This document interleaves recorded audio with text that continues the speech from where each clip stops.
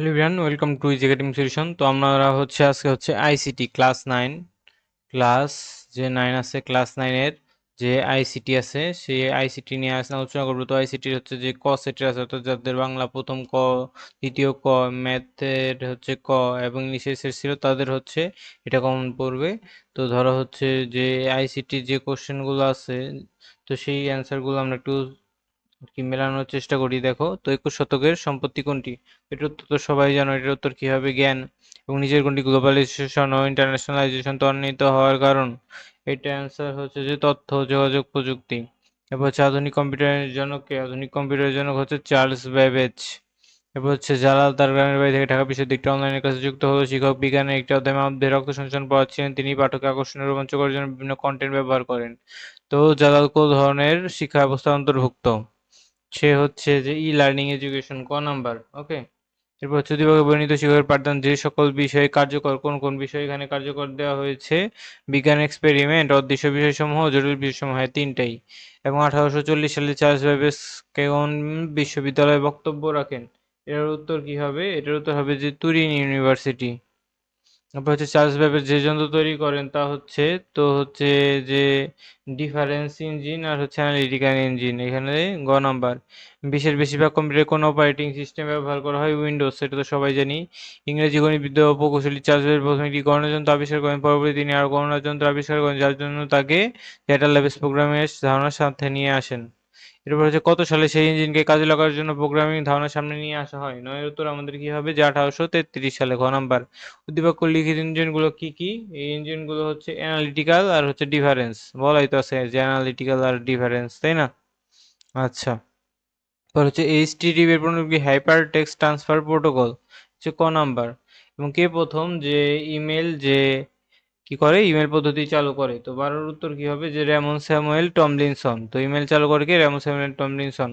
কম্পিউটারকে সচল ও গতিশীল রাখে কোনটি? তো 13 উত্তর আমরা কি দেব? এর উত্তর দেব হচ্ছে ডিস্ক ক্লিন আপ। পরে হচ্ছে যে টেম্পোরারি ফাইল মুছে দেওয়ার জন্য কোনটি ব্যবহৃত হয়? এটার উত্তর হবে হচ্ছে যে টেম্পোরারি ফাইল। এটার উত্তর হবে হচ্ছে আমাদের যে হার্ড ডিস্কের খালি জায়গা খালি হবে, কম্পিউটারের গতি বাড়বে, 1 আর 3। এরপর হচ্ছে ডিস্ক ক্লিন আপের কাজ কি? অর্থাৎ ডিস্ক ক্লিন আপ কি কাজে ব্যবহৃত হয়? কম্পিউটারের কাজের গতি বাড়ানো, কম্পিউটারের কাজের গতি বাড়ানো, গ নাম্বার। ইন্টারনেট ব্যবহারের ফলে কুকিজ কোথায় জমা থাকে? তো ইন্টারনেট ব্যবহারের ফলে আমাদের যে কুকিজ থাকে সেটা হচ্ছে যে হার্ড ডিস্ক থাকে, হার্ড ডিস্কে জমা থাকে। সাফিন কম্পিউটারে কাজ করার সময় দেখতে পেল তার কম্পিউটারে সংগৃহীত ফাইল মুছে যাচ্ছে, ডেটা বিকৃত হয়ে যাচ্ছে। তো এটা সাফিন কম্পিউটারের এই অবস্থার জন্য কোনটা দায়ী? তো এটার উত্তর কি হবে আমাদের? যে ভাইরাস, যে ভাইরাস সফটওয়্যার। ওকে। ভাইরাস সফটওয়্যার দায়ী। এরপর হচ্ছে যে ফিনের শিক্ষক কম্পিউটার তথ্যসমূহ ক্ষতি সাধনের প্রতিরোধ হিসেবে কোন সফটওয়্যারের নাম বলতে পারো? তো 18 উত্তর কি হবে আমাদের? এর উত্তর হবে ক ও খ। এবং নিচের কোনটি অ্যান্টিভাইরাস? তো অ্যান্টিভাইরাসের উত্তর কি হবে? অ্যান্টিভাইরাসের উত্তর হবে কি অ্যাভাস্ট। তো অ্যান্টিভাইরাস নিয়মিত কি করা উচিত? তো বিশের উত্তর কি হবে? কি হালনাগাদ করা উচিত। এবং রেজিস্ট্রি ক্লিন আপ ব্যবহার না করার ফলে কি কি সমস্যা হয়? তো 21 উত্তর কি হবে আমাদের? 1 ও 2। এবং কোনটি সফটওয়্যার আনইনস্টল করতে প্রথম কোথায় যেতে হয়? অর্থাৎ কোনো সফটওয়্যার যদি তুমি আনইনস্টল বা কাটতে চাও, সেটা বাটন থেকে তোমার কন্ট্রোল প্যানেলে যেতে হবে। ঠিক আছে? ক নাম্বার। ডিলিট ফাইল রেজিস্ট্রি সব জায়গায় মুছে ফেলতে কোনটা চাপতে হবে? তো 23 উত্তর আমাদের কি হবে? যে F3। এবং শাহবাজ তার কম্পিউটারটি চালু করতে দেখলো যে সিস্টেম ঠিকভাবে চলছে কিন্তু ডিসপ্লে দেখা যাচ্ছে না। এটার উত্তর কি হবে? উক্ত সিস্টেমে কিসের সমস্যা হতে পারে? তো সিস্টেমে র্যামে সমস্যা হতে পারে। ঠিক আছে? অর্থাৎ চালু করতে দেখলো কি তার সিস্টেম চলছে কিন্তু ডিসপ্লেতে কিছু দেখা যায় না, তখন র্যামে সমস্যা হয়।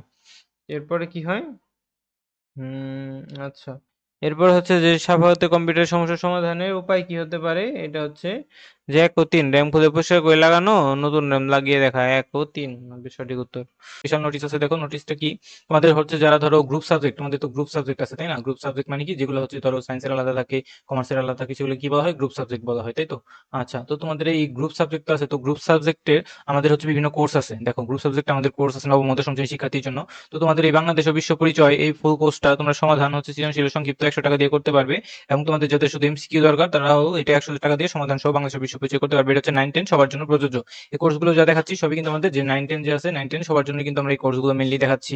দেখো তো তোমরা তারপরে যে তোমাদের কি আছে আইসিটি যে আছে, আইসিটিও সমাধান সহ তোমরা 100 টাকায় কোর্সটা করতে পারবে। এরপর হচ্ছে আচ্ছা, তো কোর্স যে করবে, কোর্স করার জন্য তোমার কি কি করতে হবে? দেখো কোর্স করার জন্য আমাদের হচ্ছে কোর্সে ভর্তি হতে হবে। কিভাবে ভর্তি হবে? তোমার যে মোবাইলে হোয়াটসঅ্যাপ আছে, হোয়াটসঅ্যাপ সফটওয়্যারে তুমি একটা নাম্বার লিখবে, তারপর আমাদের মেসেজ দিবে যে তুমি কোর্সে ভর্তি হতে চাও। নাম্বারটা কি নাম্বার লিখবে? 015 7665412 তো নাম্বারটা কি বললাম 01576654124 এটা হচ্ছে আমাদের নতুন হোয়াটসঅ্যাপ নাম্বার। আর আগে যে আমরা একটু কমার্সে আসো তারা হচ্ছে যে তাদের মাঝে যে সংক্ষিপ্ত ও সৃজনশীল কোর্সটা আছে সমাধান সহ 100 টাকায় পেয়ে যাবে, এবং যাদের হচ্ছে এমসিকিউ দরকার তারা মাত্র 100 টাকায় পেয়ে যাবে। ঠিক আছে, এবং দুইটা যদি একসাথে নাও, দুইটা একসাথে নিলে হচ্ছে তুমি 150 টাকায় পেয়ে যেতে পারো। আচ্ছা, এর পরবর্তীতে দেখো আমাদের কি আছে যে পদার্থবিজ্ঞান। তো পদার্থবিজ্ঞান তো তোমাদের অনেকের কাছেই কঠিন মনে হয়, তার জন্য তোমাদের যে পদার্থবিজ্ঞানের যে সৃজনশীলগুলো আছে এবং সংক্ষিপ্তগুলো আছে মানে যে ক সেটের, সেগুলো আমরা সবগুলো সলভ করে দেবো। এই কোর্সটার ফি হচ্ছে তোমার 200 টাকা, এবং তুমি যদি এটা শুধু এমসিকিউ চাও, পদার্থবিজ্ঞানে যদি এমসিকিউ চাও সেটা 120 টাকায় আমাদের কাছে কোর্সটা করতে পারবে। এরপরে আমরা হচ্ছে রসায়নে। তো রসায়নেও সিমিলারলি আমাদের যে সৃজনশীল এবং যে সংক্ষিপ্ত আছে, দেখো সৃজনশীল কোর্সটা যারা করতে চাও, সৃজনশীল এবং সংক্ষিপ্ত সমাধান আমরা 200 টাকা দিচ্ছি এই কোর্সের দাম, এবং এমসিকিউ কোর্সটা যারা নেবে 120 টাকা দিয়ে নিতে পারবে। এরপর যাদের হচ্ছে কি জীববিজ্ঞান, জীববিজ্ঞান যারা সৃজনশীল চাও 100 টাকা দিয়ে সমাধান সহ পাবে, এবং এমসিকিউ তোমরা 100 টাকা দিয়ে সমাধান সহ পেয়ে যাবে। এরপর আমাদের সর্বশেষ কি আছে হায়ার ম্যাথ। তো এটাও তোমার সৃজনশীল ও সংক্ষিপ্ত, যার দাম হচ্ছে 200 টাকা, এবং এমসিকিউ যারা সমাধান সহ চাও 150 টাকা। এরপর হচ্ছে এক্সেল ভাগ করতে কোনটা ব্যবহৃত হয়। এক্সেল ভাগ করতে আমরা হচ্ছে যে এটা ফরওয়ার্ড লুপে যেটা ব্যবহার করি। প্যারা গ্রুপের যে ইনডেন্ট অপশনে কি থাকে, 17 উত্তর কি হবে 1 ও 2। প্রোগ্রামিং ভাষা শেখার জন্য কি ব্যবহৃত হয়, 18 উত্তর কি হবে সফটওয়্যার অ্যাপ্লিকেশন। এরপর হচ্ছে পাইথন কি ধরনের ল্যাঙ্গুয়েজ, তো 19-এর উত্তর কি হবে যে প্রোগ্রামিং ল্যাঙ্গুয়েজ। এরপরে দেখো কি আছে যে বিশ্বের সবগুলো নির্দেশ যে একসাথে মেশিনের কোডে রূপান্তর করে কোনটি, তো এটার উত্তর কি হবে যে কম্পাইলার, কন্ট্রোলার না, এটার উত্তর হবে হচ্ছে কম্পাইলার, কম্পাইলার। ওকে, তারপরে বিতে দেখো কি আছে যে এখানে কোনটার মান কত দেখাবে, তো 21-এর উত্তর আমরা কি দেখবো বিতে, এটা হবে আইএনটি ইন্টিজার। এবং এখানে আমরা অনেক কিছু দেখতে পাচ্ছি যে পাইথন কোডে ভ্যালু ইনপুট এটা দেওয়া আছে। তো এখানে 22-এর আমরা কি দেখবো, তো 22-এর ভ্যালু হবে কি আমাদের ভ্যালু মান হবে যে আইএনটি, এবং যে এটা ইনপুট এত। ওকে, এই যে এটা। এরপর হচ্ছে উদ্দীপকের যে স্ট্রিং ডেটা টাইপের জন্য কোনটা ব্যবহৃত হয়, তো এটার উত্তর হবে 1 ও 3, 1 ও 3 হবে সঠিক উত্তর। এবং প্রোগ্রামিং যারা শিখতে চায় যাদের দুর্দান্ত প্রোগ্রামিং ভাষা কোনটি হতে পারে, 24-এর উত্তর কি হবে যে পাইথন। এরপর হচ্ছে প্রোগ্রামিং এর সাথে আমরা কোনটি যোগ করব, তো 25-এর উত্তর কি হবে 1 2 3। তো এই ছিল আমাদের আইসিটির। তো যাদের হচ্ছে আরো বাকি সাবজেক্টগুলো লাগবে, যেমন ধরো ফিজিক্স এবং হচ্ছে কেমিস্ট্রি, বায়োলজি, হায়ার ম্যাথ, বা অন্যান্য যে যারা আছো যে পৌরনীতি, ব্যবসা উদ্যোগ, অ্যাকাউন্টিং, তারা আমাদের সাথে যোগাযোগ করে বাকি কোর্সগুলো করে ফেলবে। ধন্যবাদ সবাইকে। একটা নাম্বার শেষে 65 ছিল, এই নাম্বারটাই তোমরা এখন থেকে আর যোগাযোগ করবে না, ওই নাম্বারটা বন্ধ আছে। ঠিক আছে, এই নাম্বারটা যোগাযোগ করবে না। আর এই নাম্বার জাস্ট হচ্ছে তোমরা হোয়াটসঅ্যাপে মেসেজ দেবে, কিন্তু সরাসরি তোমরা কোনো কল দেবে না। কেউ সরাসরি এই নাম্বারে সিমে অথবা হোয়াটসঅ্যাপে কল দেবে না, তোমরা জাস্ট মেসেজ দেবে। যারা কল দেবে তারা কিন্তু ব্লক খাবে।